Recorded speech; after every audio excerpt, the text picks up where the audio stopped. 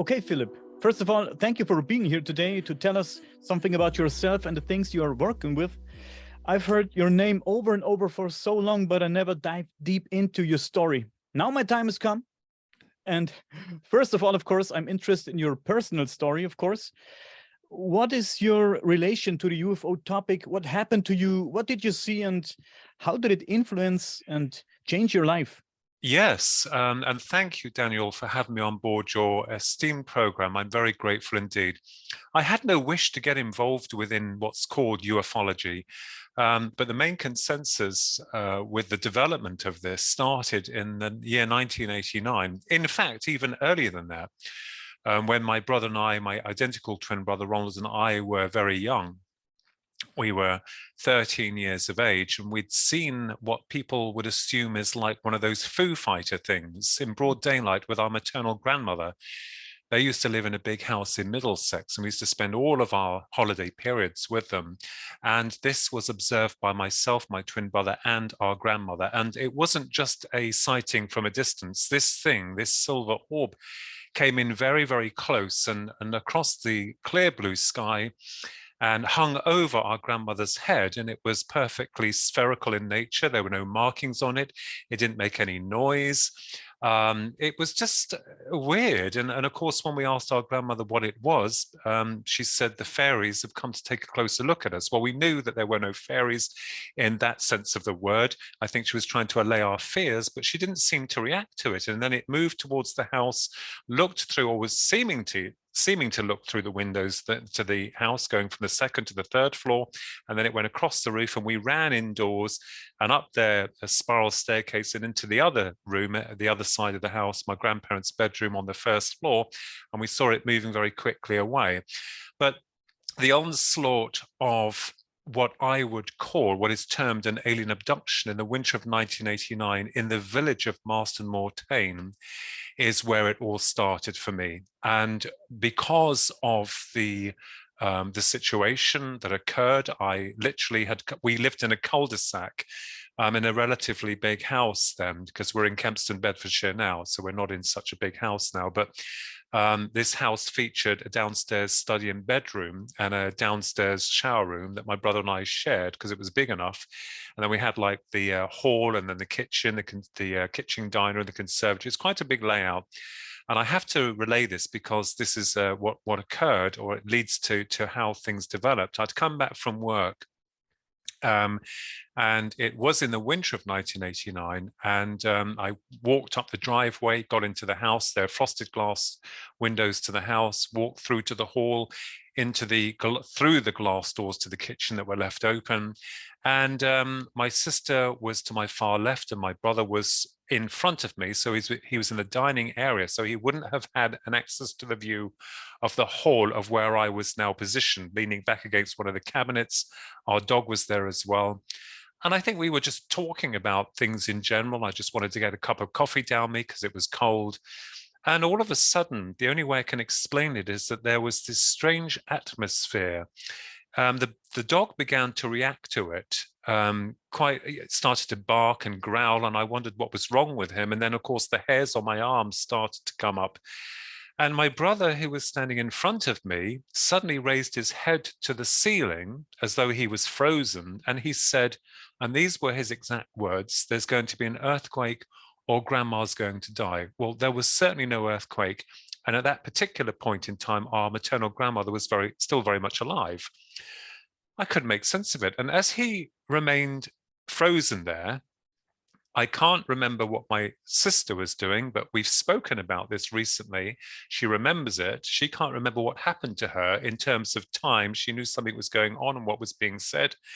When I looked out to the hall and through to the frosted glass doors and the windows that I'd just come through the door, there was this light that started to come up to the drive. And I thought that our mother, who was working late, had arrived home from work early. I thought these were the car lights. They were white.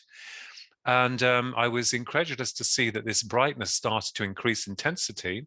And the dog, if I can explain this very poorly how I do it, the dog was really beginning to react to all of this. Of course, we know that animals have extrasensory perception, much stronger and more acuter than humans. And as I'm looking out to the glass, this light is intensified. And as unbelievable as it may sound, it seemed as though the glass then began to become pliable, as though it was softening.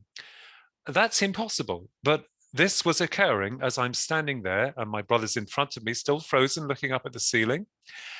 And then I see what I can only describe as this small, diminutive, 3-foot tall being, all dressed in black, like a one of those like wetsuits, I guess, you know, a black tight fitting wetsuit. But it had this large, what I thought was like, it looked like a motorcycle helmet on its head. It wasn't a motorcycle helmet. It was much larger in proportion to its body. And it literally stepped through the glass and ahead into, or disappeared into, our study stroke bedroom. So from my vantage point, that's where it went. And then immediately the light went, the door returned back to normal. My brother snapped out of his trance. And then all of a sudden I saw this thing, whatever it was, run across from the left of the corner of the house, across the hall and up the stairs, because the stairs are hidden through a wall, obviously. That's where it went. Didn't go into the sitting room because I'm sure it made a beeline for the stairs. And I said, there's an intruder in the house. And then I yelled, there's an intruder in the house. And I picked out the biggest knife that I could find from the kitchen drawer. And then we went looking for this thing and we couldn't find it.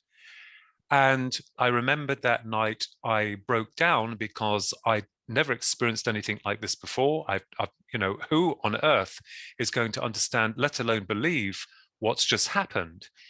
But in the early hours of that morning, something even more bizarre occurred. And this is what led me primarily into the many decades of research into the abduction phenomena, the UFO or UAP phenomena, as they call it as well.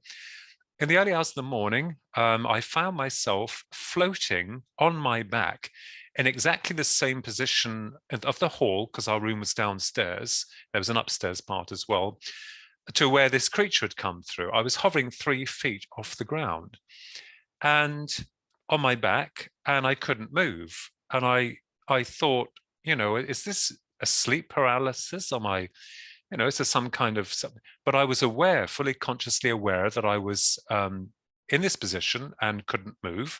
But there seemed to be some kind of alternative force that now started to pull me through on my back the kitchen glass doors. And as I'm coming through, I'm thinking, this is impossible. How on earth am I able to transverse through solid matter? But it's happening. And I see the dog in the corner asleep. And then I'm being dragged around to the front of the kitchen, the other side of the kitchen doors, through to we had a big conservatory, then through to the conservatory doors, out into the patio, because we had a big pond and a long garden with an aviary. And I'm being pulled outside. And then as I come outside to the patio, it's dark. I'm being turned around almost in a kind of standing position, but I'm still hovering 3 feet off the floor. And I'm thinking, this is impossible. This can't happen. But it's happening. And there's a part of my mind which is trying to regulate this feeling of assault, or in terms of like being taken out of my room. And I don't know what the hell was going on. When I looked up at the sky, I was met by an array of loads of UFOs that seemed to be moving through the sky. And there was one object that remained stationary, a large spherical shaped object that was like a gray color. As soon as I connected with that with my eyes, I felt myself being pulled up. You know, like when you're on a roller coaster and you're just going to make that dip before it jumps, your stomach rolls. That's the feeling I got, but I was being pulled towards it very fast. And then bang, that was it. There are 2 more parts to this. I won't go on too long about this. I woke to find myself in a very small room. It seemed to be medical within its field. It was quite dark, but also quite steamy, quite hot. And from where I can still see it, or like it happened yesterday, we're talking about back in 1989, I find myself laying embarrassingly naked and strapped to a hard bed. And I can see ahead of me that there is some light coming to the left.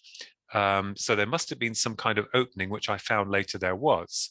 When I looked to my right, this is where I lost it, and taking a long time to try and work out what this was about. And there was another researcher who's put some pointers together with regards to it. There were 3 tall, well-built reptilians. Well, I'd never seen a reptilian before. I had never encountered them. I've got nothing to do with them. And we're still puzzled as to where they go. You'll have researchers telling you the whys and hows and wheres. We don't know, but they were there. They were standing to my right, and it horrified me because as they were looking at me, I felt powerless. I felt there was no form of empathy. The emotions that I got from them was nil. It was just as though I was a slab of meat on the table I was strapped to because I couldn't move. And at that point, I also discovered, embarrassingly, that there was a device that had been inserted into the lower abdominal region. And I felt it kind of pulsating within the stomach or bowel region because it felt organic inside. And at that point, I started to scream because I wanted them gone. I wanted this out of me. I didn't understand where I was, what was going on. And immediately there was a gray. This is incredible, isn't it? There was a small gray that came through that kind of like the other side to the left where the light was, seemed to appear from there. And it was a 3-foot thing, seemed to be more cream in color than a gray. When I looked, these guys had gone and the implement, whatever it was being retracted mechanically. I didn't see anything pulling it out. It was just almost like it was a mechanical thing. And the straps were released and the gray ordered me to dress. It was cold, but it ordered me to dress. So I got my things on the floor, I dressed, and I was to follow it through to this corridor. And it was much more lighter in this area. I just wanted to get out. I didn't know where I was, what was going on, what had just occurred. I just wanted out, and when you try and pinch yourself like this isn't happening. And yet you think, I've got to just get out of here because this is madness. This is like the worst nightmare. We came to what I thought was a wall, and I remembered the gray looking at me as if to say, get out. It's like the wall turned into an opening. I didn't see the door open. It was just like open, and I could see the village from a great height. We were above the village, and below me, this is the last part now that's quite interesting, was a smaller spherical device hovering by our conservatory.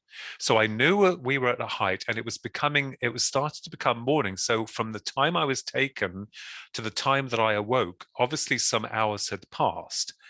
And I started to get upset with the gray and thought, you just want me to jump? I mean, heights aren't my thing. And I felt this push.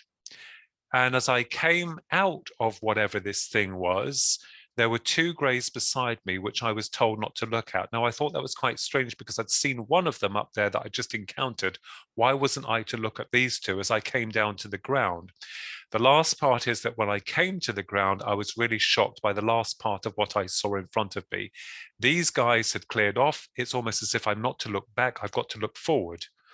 So there's this other gray, and this one is clothed. This one is very interesting because it still haunts me, the way he stood there. He was slightly taller than the one I'd seen, and indeed a little bit more bulkier. He was about 4 foot in height. He wore what I can only describe as a pointed hat that seemed to be quite smart, that came in configuration to the back of the neck piece. He wore a one-piece uniform, like a khaki uniform. He had knee-length boots. He had his arms folded across his chest, and his face came to a point, but he looked not like a classic gray. He looked more human, if that makes sense, but he did have the big eyes. But he was really angry with me, like looking at me like and I felt in the area of where they call the solar plexus, it felt like I'd been punched there, and I wanted to punch him.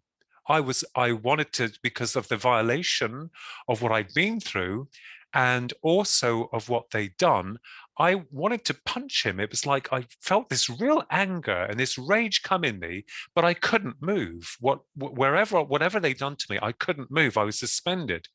So I thought, I'm going to ask this thing a question. I call him Noddy. Noddy is a creation from the British author Enid Blyton. But he wasn't like Noddy. He just appeared like animated plastic, seemed to frighten me. And I thought I'll ask him a question. My mind is on overload, sorry. And I'm like, right, I'm going to ask him a question. I can't punch him, but I need to ask him a question. And I knew that if he could answer that question, I would know the secret of how they, whatever they are, do this. I said to him, how the hell am I able to get through locked and bolted doors? How is that possible? And immediately upon me asking that question, he raised his head slowly upwards like this to the underneath of the craft, like that, looking up at it.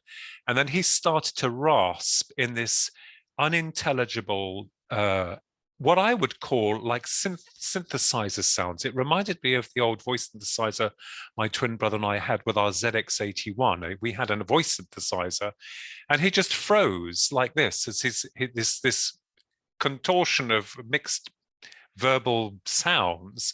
And when I started to come through the glass of the conservatory, I could see him frozen there like that. And I came through very quickly through to the kitchen doors, through the hall, and then straight into my body, and bang. When I came in, I woke up, I had a nosebleed. I had to go and sort myself in the bathroom. The next day, I had 3 triangular marks behind my right ear. That's another story with the doctors in years to come. I had 3 marks on my right arm. The ones here have gone. We tried to take them with a Polaroid developing camera, but every time we tried to take the picture of them, they wouldn't come out. They would not develop. I had intense nosebleeds in the right nostril for a couple of years. The doctors were going to cauterize, but they stopped. And needless to say, I found it hard to walk.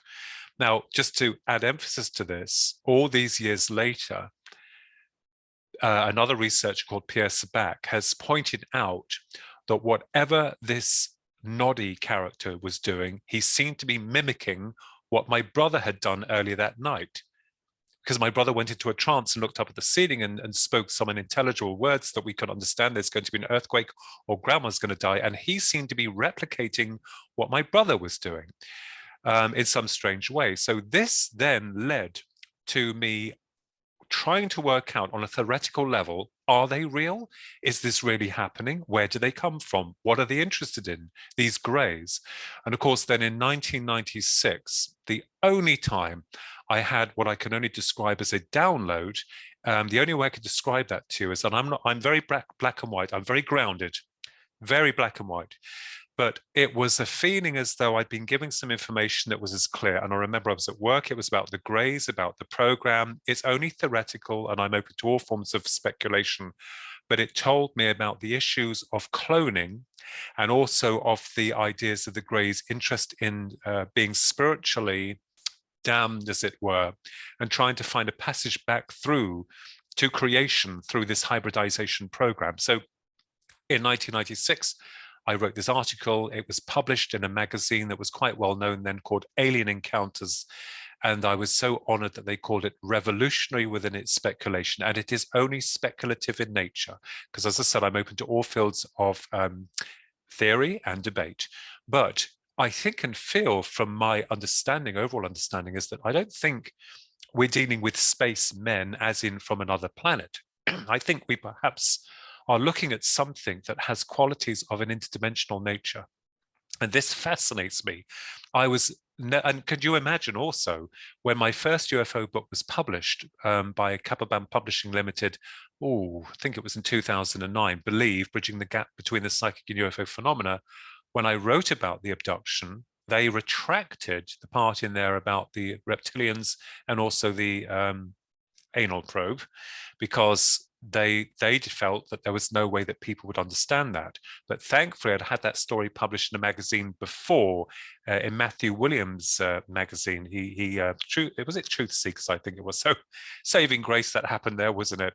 So, in theory, that's the only abduction that I remembered. There may have been some more, but I will not state, oh, I'm an abductee or whatever, because I can only recall one. I know that there could possibly have been another one many, many years later.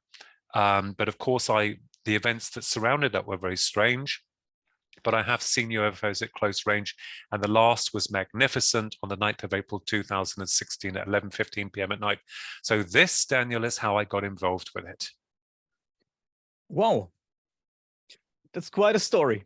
It is, isn't it? And one that I was embarrassed to come forward with, but I had then, of course, this singularity seems to touch people, all of us in many ways. When you've been touched by it, it's almost like a drug. You can't let it go.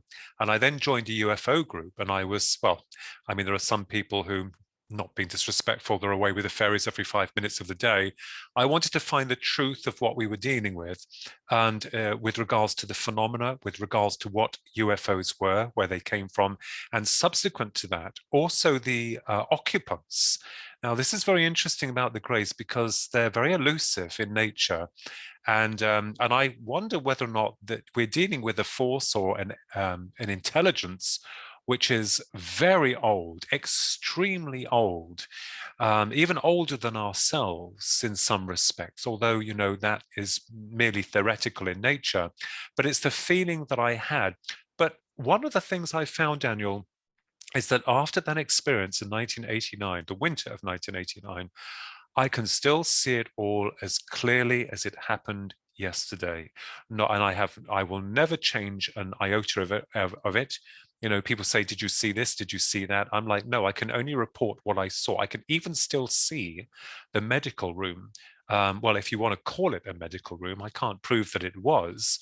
So, you know, I think and feel that these events, as they transpire with any one of us, is affixed within the mind and a blueprint that will remain there forever. But we're still puzzled as to the hows and whys and the nature surrounding it.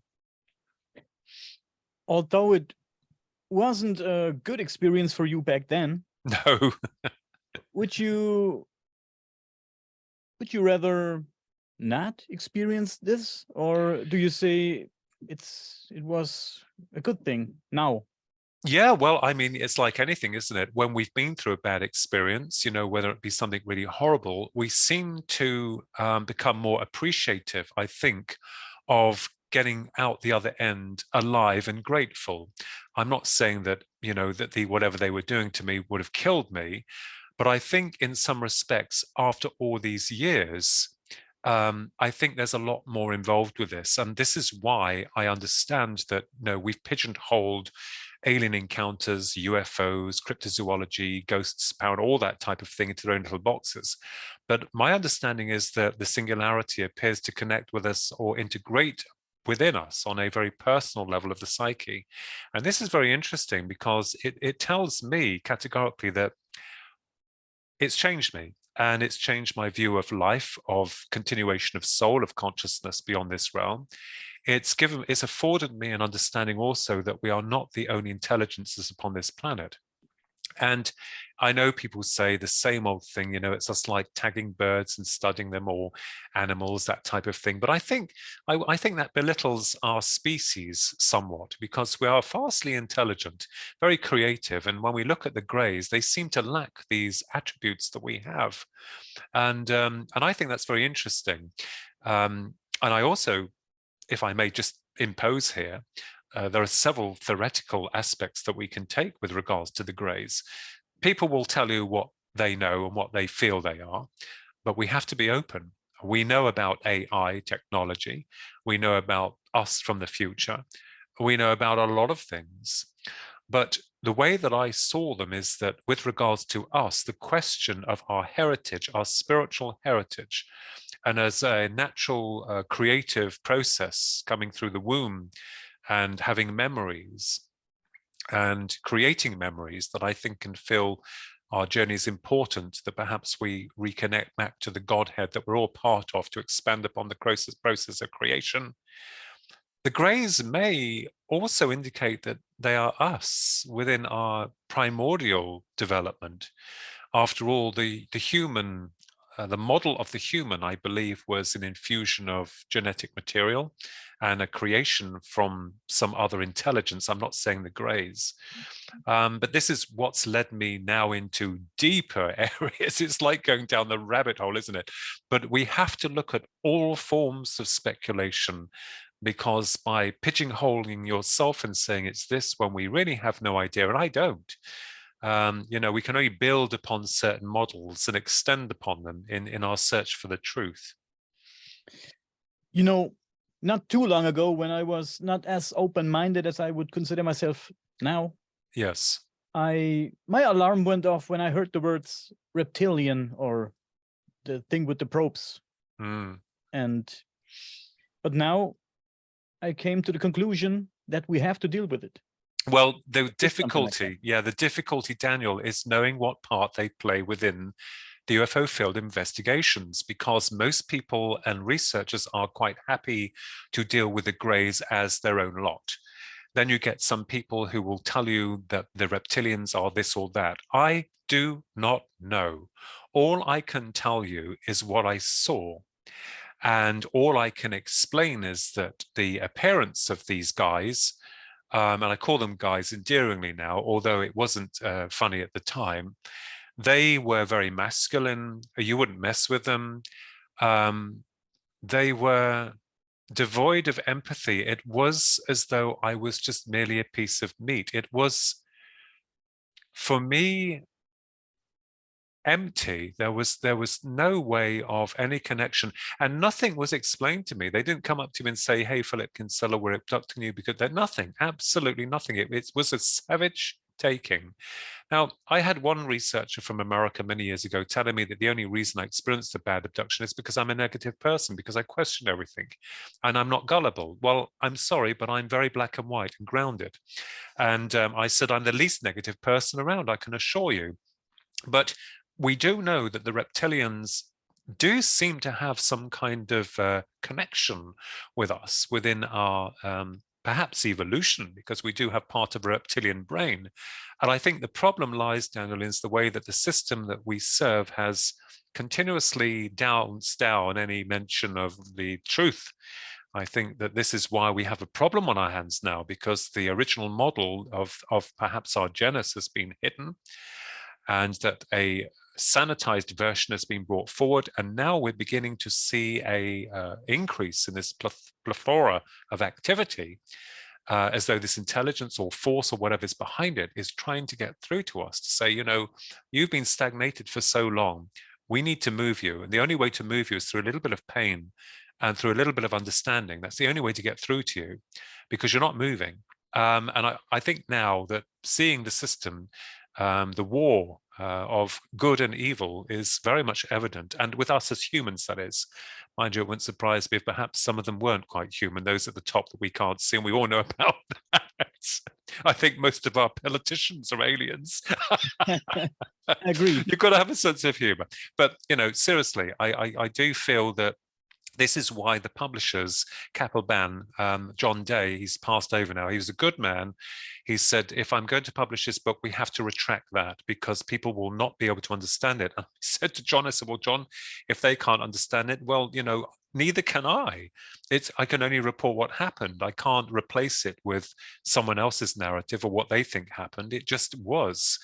So I think that trying to look at the UFO phenomena in the nuts and bolts aspect, but also we have to take into consideration the not so nuts and bolts aspect, and how the greys are able to perhaps extract us from the real essence of what we are and bring that into their reality, rather like a near-death experience. So when the soul leaves the body, the world that they enter is as real as the one they left behind, in fact more real.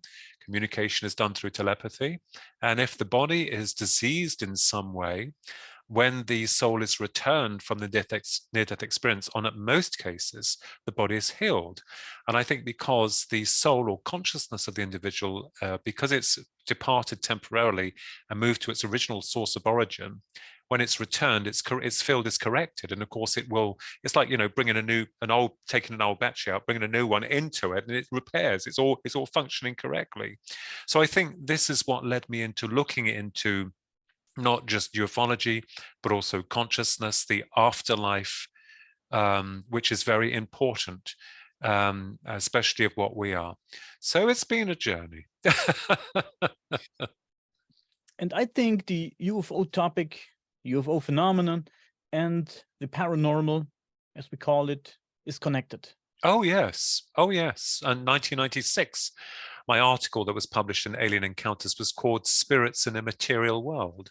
And it dealt with the abduction hypothesis with regards to how these beings enter our realm. They come through walls and doors, they enter through solid material. And I think that, you know, if they did have some kind of technology, why don't they just beam the person up to their ship without having the issues or problems of bringing themselves, sometimes most notably grays, around the individual either before or after the event? It seems as though these specters need to be in close proximity to the individual to create this link, or this conscious link with one to the other. And I do agree with you. I think that looking at the greys, you know, you've got people saying that they're evil and people saying that they're good, they're love and light. But I like to just walk that path and examine and explore those areas of what people have been reporting. And the way that I see it is that the extraterrestrial hypothesis appears to not want to integrate with us on a conscious level. That means to say, like you and I, Daniel, are talking with one another now. It feels to me as they want to deliberately keep themselves away from us. And this is interesting. Maybe they're working towards their own grand experiment. Maybe they are the gods of old that are creating a new race, a new genus. Maybe they are demons. You know, they're people of daren't mention that word at all within ufology, but we have to be open to it. It's a possibility. Maybe they are AI construct from another universe or dimension. Maybe they are us in our primordial state before we became human. You know, in terms of this, because when we look at the greys, they do look like a developing, you know, child in the womb. But certainly, I mean, these areas of contemplation are very interesting, and I think are fascinating. And of course, this is what propels me forward in searching for that truth of what we are, where we come from, what they are, why there lies within the system we serve by our very own people who must know something. Definitely. You are a well-known author of many books now, but the way to become one was very hard. I heard in another interview, Yes. talking about it. In another interview, you said that it was very hard to find a publisher. There were over 700 rejection letters. Correct. That's right. And in addition, there were people who are very negative about this whole issue. And there are negative reviews, bad comments. And maybe there are even people who tell you directly to your face what they think of you. Yes. And, you know, I pity them, but I also bless them. And I send love to them. I can only speak from experience. What happened was that my brother and I, and this was the really nasty sting in the tail, we wanted to be writers of fiction, of children. We created a children's character called Magnus the Micromut. We illustrated the books. We did all of that. And we are authors also of children's novels, about 4 or 5 of them, I think, and a science fiction novel called The Ungodly Agenda that was endorsed by the author of Cocoon. They made it into a Hollywood film, David Saperstein. So you will invariably, and I have been attacked, and I think that it used to affect me. I mean, you know, you hear a lot about these trolls and bullying, and it's more or less the same thing. And you know, me to claim that I have been abducted by aliens, you get people that, you know, cross that line with regards to making out that you're this or you're that, or it's terrible. And this is coming from our very own species. And this is my argument, because, you know, when we now, all these decades later, when I look at it, people in the world prefer half-truths or lies. They don't want the truth. They want to believe in half-truths or lies, or they want to hide behind a keyboard and become a keyboard warrior. Yeah. Come out and face me and speak to me, and I will tell you the truth. But it's they can't have that, you see. So 600 to 700 rejections. There was also another very influential lady who is no longer with us on this side of life, very influential, who helped me and my brother for 33 years, letter each year. And that to me was, I was proud as punch, a very top high lady, one of the top. And that is something I will always cherish and love. And another author, Dame Barbara Cartland, who tried to help me and my brother many years ago, we had her letters. We had the influence of many people who loved us, and as we loved them. But the UFO field, well, I mean, that was my first book to be accepted by a publisher, was Reaching for the Divine. It dealt with about the spirit world, communication with the other side. And then, of course, then followed Believe, Bridging the Gap Between the Psychic and UFO Phenomena, which came out in 2009. And then, of course, subsequent to that, another book, Sky Crash. And so, yes, invariably, you will get beat, you'll get hurt. And that is horrible, because all you're trying to do is present yourself as an honest person. But unfortunately, when we go back to humans, you know, as I am as well, I'm not an alien. As humans, it's so sad and it's upsetting to think that there may be other people like myself, or not quite like myself in terms of gender or character. Like I'm a male, there could be young lasses out there that want to make something of their life.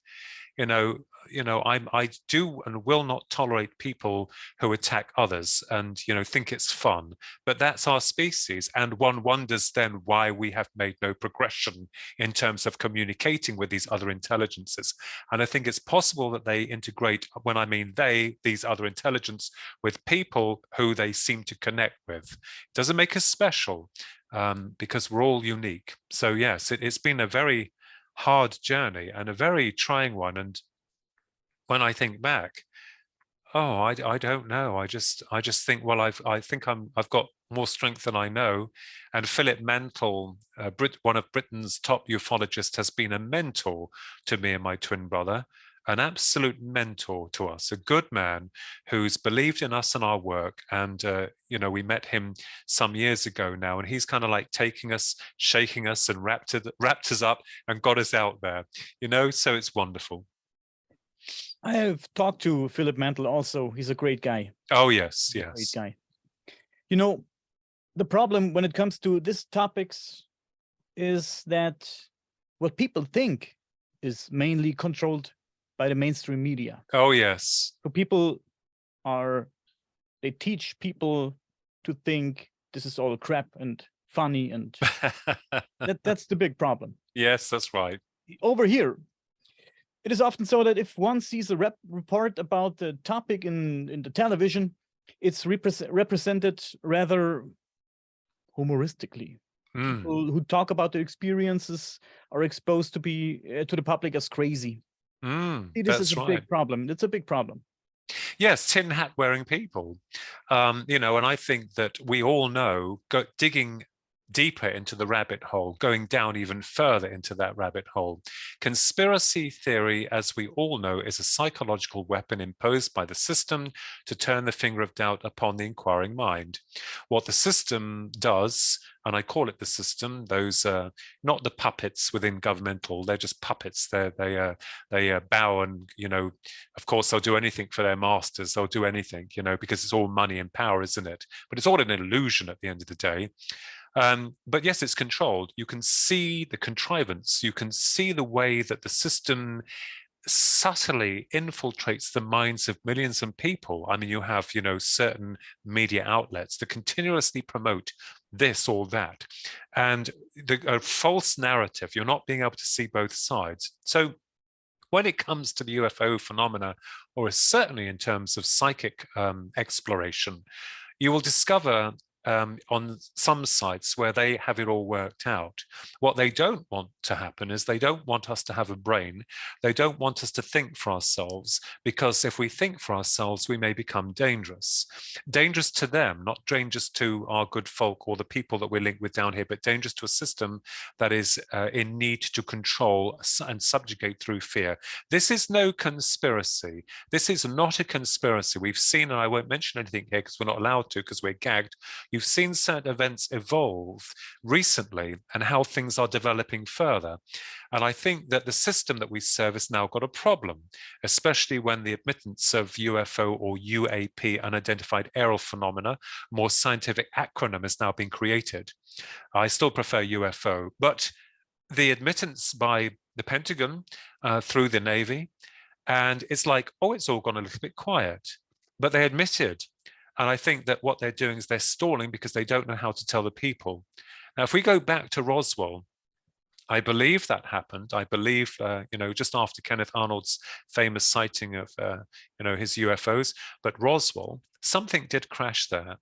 Whatever it was, defied all forms of exploration. And get this, first of all, they released a statement in the newspapers stating, oh, they were in possession of a flying disc. And then they changed it, as we all know, to nothing more than a weather balloon. So secret, in fact, ladies and gentlemen, if they had a brain, so secret that not even the army were aware that it was out there. It was Matt Brazel who went to the authorities to report it. If that had been a top, weather balloon, a mogul weather balloon, they'd all been, watching it. They would have wanted to know where it come down. It was that secret. So that was the birthing, I think, of conspiracy. And I think now the system we serve has done us no favors because it's got itself into a corner. This phenomena hasn't gone away. It won't. It's still ever present. If you look at the statistics and reports in the United States and all over the world, UFOs are seen every single day. You won't see them reported on national television. Of course you won't, because that's an admittance that they're real or something's there that defies our explanation, as it were. So what's going on? And I think now, if the system did say, okay, folks, we've got to break the silence and tell you the truth, UFOs or UAPs do exist, but we have to tell you that we don't know where they come from, we can't control them, and then they come in at any point at any time. So yeah, there we are. There we are. That's it. That's where we are at this moment in time. And it's a war, not just with, the UFOs, because I don't think that they intend to harm us. At least, it's very rare that we hear of accounts of people being harmed by them, only in terms of like some forms of, dare I say it, human mutilation. It's very few and far between. Radiation and all that when you get too close to certain objects or something like that. But there's definitely, I think, a war going on. And I think that this war is now with our very own people at the top, because as researchers like yourself, all of us, we are asking them, be honest, open up what you know, share it, let us work together. I had this link with Parliament many years ago. Well, not that many years ago, I think a couple of years ago. Nigel Ross created NUFORS, which is a National UFO Reporting Service here in England. And we wrote to Parliament because we wanted Parliament to come forward to link with us so that we could all sit around a table and work together, work as a unit with honesty and truth. Let's put everything on the table and look at the UFO phenomena in all its glory and work as a team. Well, we got silence back. And I think that just about says everything. I often say we know so much about the UFO subject, and we know so many accounts of people telling us about their experiences. We hear about abductions, sightings, close encounters. There are people who tell us that they have spoken with aliens. And you told your story also today, and even some who say that they are in regular contact with them. But in the end, we don't really know anything. That's what I always say. Well, there are two aspects to that. And, it depends which area you want to investigate. When you're dealing with consciousness, it is multi-complexed. We understand about the art of clairvoyance. We understand about remote viewing. That is true. We know about that. Astral projection. The only problem with a lot of this, unless there is evidence to substantiate the claims, there's no way of really measuring it.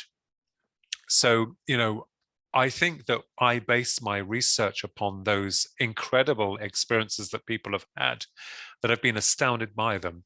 I'm not taking that away from those love and light individuals or the Galactic Federation or anything like that.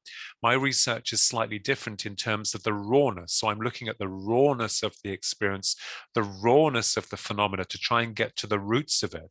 But as one author wrote, it seems to be an impossible science. And I think now we need to look into quantum reality, into what makes us what we are, what makes the universe what it is, because these beings or these objects seem to defy all forms of explanation. The question is, why is our own military factions so readily wanting to secrete all of this evidence? Now, if you're keeping something hidden, if you're hiding something, it's either one of two things. You don't want the public to know about it, or there's something not good about it. Or is the system that we're serving protecting us against something we don't know? So, in terms of that, in terms of trying to establish, the love and light nature of contact, but there again, you see, looking into spiritualism, looking at mediums, dealing with, and I've got to say it here, I'll give an example, spirit guides, using consciousness as a way to communicate with these beings. And I have done this on a number of occasions with the spiritual work that I have done. And a medium that used to work for the FBI in America, she used to work in cold soul cases here in England. She taught me. She said to me, "You have a North American Indian as a spirit guide." And I thought, oh, there we are. It has to be a North American Indian. Good Lord. Good. So years ago, I meditated and I said, "So what's your name then?" This North American Indian. And I had this image of wolves within my mind and a North American Indian playing a flute. And I thought, wolf song. Is that your name? You have to prove it to me. Nothing happened after that until the next day I went to work and this Canadian guy came in, and lovely guy, and he was wearing a leather jacket, and underneath his leather jacket, for the first time ever, was a t-shirt, and on the t-shirt was these North American Indians, not these wolves, and a North American Indian playing a flute on the ground. And I thought, oh my goodness, I've had a sign. The question was I creating that? Had I created that in my mind that now become manifest? Or is that an external force that was doing it in request to what I'd asked? So when we're dealing with consciousness, there are so many aspects that we can't yet narrow down or pull, say this is what it is. An experiment as well in Rendlesham that I performed with my brother and Susan, a good friend of ours, on the 8th of June, 1998, clarified this point clearly. So is this intelligence, or the plethora of it, connecting with us? I think it is. And I think sometimes it wants to clarify its existence. So are we dealing with something evil? I'm not so sure. I think there are evil guys out there, like there are evil humans we have here. I think there are also good guys out there as well too. I haven't yet met them, or maybe I just was on the wrong page with them. That's the only way I can explain it. Maybe they were having a bad day. You've got to laugh about it. And that's where people criticize you. Oh, he has a sense of humor. My goodness, we're human. We are human. If you don't have a sense of humor with it, then what's the point? So yeah. It's all about bringing the puzzle pieces together. I used to say that all the time. I told you before, I talked to Eric von Däniken, and he told us about the ancient alien theory. Oh, I believe that. Yes. Yeah, you're into. I believe it. Yeah, you have to. Yeah, I do. I believe it, because when we look, in the Sunday school version of creation, Going into the Anunnaki, there was also the brilliant work of Zeshai Zishron, and of course his Earth Chronicles, and looking into the cradle of our genus. And, I always thought as a kid, and I remembered, I wasn't reading Eric von Daniken's brilliant books then. I started reading around about 8, 9, 10. I was always down the library trying to fish out any UFO book I could get my hands on. And of course, then in the libraries, you had a very rare few selection, not like today. But I remembered thinking, where did I come from? And, my mother used to say from the womb, and I'm like, no, where did I come from? And then you get older and you're thinking, well, what created us? How did this all happen? You have two narratives. One is the cold scientific analysis through, natural selection, which stinks. I'm sorry, it doesn't make any sense to me. And then you had you also had the religious interpretations, which was a little bit too airy-fairy, not much in the way of substantiating evidence. And then you have the alternative theory, Eric von Daniken and other researchers, in arguing that it appears that we had been created through the infusion of perhaps the hominid, or what was developed as the hominid, into what we represent today, the Homo sapien. So I've always believed that we were created by something. As I said before, I don't think it was the Greys, but I think there was some other form of intelligence that, created us. And this will make you laugh, Daniel. We were created as slaves, weren't we, for the gods, as we call them?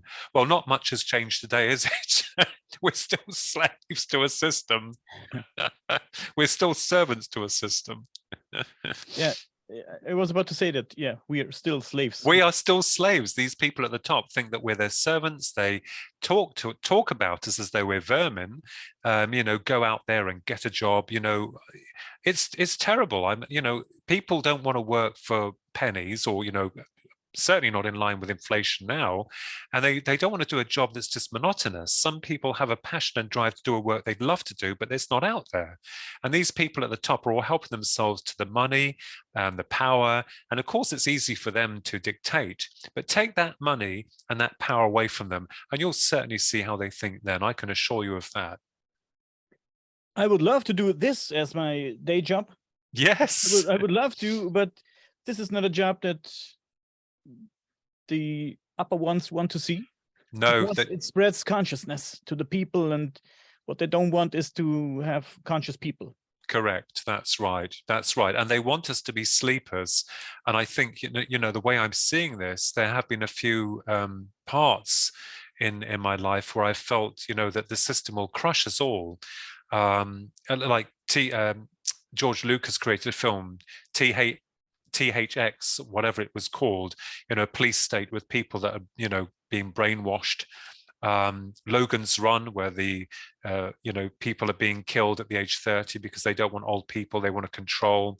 And I think a lot of the film industry seems to encapsulate most of these stories, and spookily, in some instances we can see that the narrative may not be far from the truth. And I think that the problem that the system has is there's too many of us. That's not our problem. It's not your fault or the family's fault. It's just that the earth itself is beginning to feel the strain, and that these so-called echelons, who are probably commanded by higher levels of intelligences that perhaps will befuddle us completely and maybe separate from what we understand, they're following orders or an agenda. And this is why we're now not allowed to speak about certain topics, which I won't mention here. We've been silenced. They're trying to wrap things up. So the way I'm seeing it is that they're trying to take away humor. They're trying to take away love. They're promoting fear and control. And this disables us completely. It disables consciousness, and it also disables the body's etheric energy, as it were. So, but I think there's a lot of people out there, yourself as well as myself, who are strong enough to be able to keep going and believing what you're doing and looking into and past the lies and deception. And I think that's, we can become self-empowered within ourselves, and something the system cannot control. And that's why the system is so intent in years ago, and still today, I'm sure, in knowing what you're about, Why are you different from everyone else? Why aren't you complying? Why are you looking into all of this stuff here? What are you looking at? And they'll start to do a search to find out what you know. They do it with everyone, I think. They give awards and medals and all sorts of honors to people who are good citizens and following the official narrative, of course, but it's an illusion, because at the end of the day, the truth is what counts, that we are not alone and never have been. And it's about time this, very ancient system needs to wake up, because people are waking up, but the system doesn't want to. It wants to carry on with the same old laborious wheel going round of slavery, and it is, and control and fear and domination, and don't look there, don't look here. We're going to tell you what's real. That's not real. That's not real. Keep your nose to the ground. Keep paying your taxes. Keep waving your flags, doing what you're told, and then die. But they die as well. Their time comes to an end physically as well. System does everything it can to keep our minds and our thoughts focused on what they wanted to, where they wanted to be. We have energy costs going through the roof. We have the war. We control. Have the virus. We have this. We have that. So everybody is worries about, how do I pay my bills? Yes. Will the war spread? Will this, will that, will the virus spread again? Will this? So they don't want to focus on topics like the topics we talk about. That's right. Well, you see the crown, the British crown, when one is made a queen or a king, that it is not them, they are serving the crown. And I think in terms of, I'm not talking about the royal family here, I'm talking about those echelons at the top of the social pyramid of control. They are serving their crown as well. Doesn't matter who gets in, the few initiates. They are and will implement whatever is governing at the top. So it's clear to see that there is a war, maybe a silent one, and it's quite disturbing. And I know that people have their own ideas about this, about, what's going on with regards to these darker forces, because people at the top, the rich ones, most of them we know are into Satanism, and they may be able to summon a lot of these darker spirits that can come into our reality. I'm not saying this is all of the UFO film, I'm saying what they're linked with. So it appears to me that there is some kind of silent war, and we kept in this darkness. But I do joke and say, Daniel, that when my time comes to an end, and when I get to the other side, there are two things I'm going to ask them. I'm going to say, what on earth was that all about? And then I'm going to ask for a refund. I'm in. Yeah. Definitely. What can we expect from you in the near future? What are you currently working on? Yeah, I've just finished a new book that will be out next year. I'm not going to release the title of the book or say what the title is, but it is another UFO book that will be released next year by Philip Mantle's Flying Disc Press, because he asked me if I could write another book. The previous one was You, the Public Deceived, the Grand UFO Deception, and Philip Mantle's also reprinted Sky Crash Throughout Time, which deals with the Rendlesham UFO incident, but not the 1980 incident, because a lot of that work is teamed up with Brenda Butler, who was the original investigator into the 1980 event and had subsequently written a book with Jenny Randles and Dot Street called Sky Crash: A Cosmic Conspiracy, which came out by Neville Spearman and Limited in 1984. So this book, Sky Crash Throughout Time, is kind of like an overview of what Brenda had been researching before and after the major event with the US military back at Rendlesham. So, and I think most people, won't like it because they only want the 1980 event. And unfortunately, when you get involved in a celebrated UFO case, it comes with a lot of controversy, and you don't want to step on toes. I thought, well, I would definitely have stepped on some toes there. Most of the guys linked were there. Lovely guys. Colonel Charles Holt, lovely gentleman, met him, had dinner with him, and of course Jim Peniston, an awesome guy as well. So that was very interesting. And you'll find also that with all of us, what I discovered is that there seems to be a strange case of synchronicity which gets connected with our lives, with the work that we're doing. It's when you look back, you think, oh my Lord, how did I get from A to B? Because I remembered reading about the Rendlesham event in the national newspapers when I was a kid. And then I'm up there doing research and then connect with one of the original investigators, Brenda Butler, and then we decide to write a book. It was incredible. It's like, good Lord, talk about synchronicity, eh? Philip, that was very interesting. I enjoyed talking to you a lot. Thank you very much, Daniel, and I've enjoyed it. Mind you, I don't think you've had much of a word in edgeways, have you? I'm here to listen. I want my guests to tell a story. I often have people saying you don't ask enough and you don't talk enough, and I say I'm here to listen. I want to hear the story. Yes, well, yeah, and I will tell you that the 9th of April 2016 sighting of the 3 lights are in triangular formation at 11:15 p.m. here in Kempston, Bedford, have been witnessed by other people. They've done some programs on it, and also has now fresh information that they have been tracked coming from the Isles of Scilly.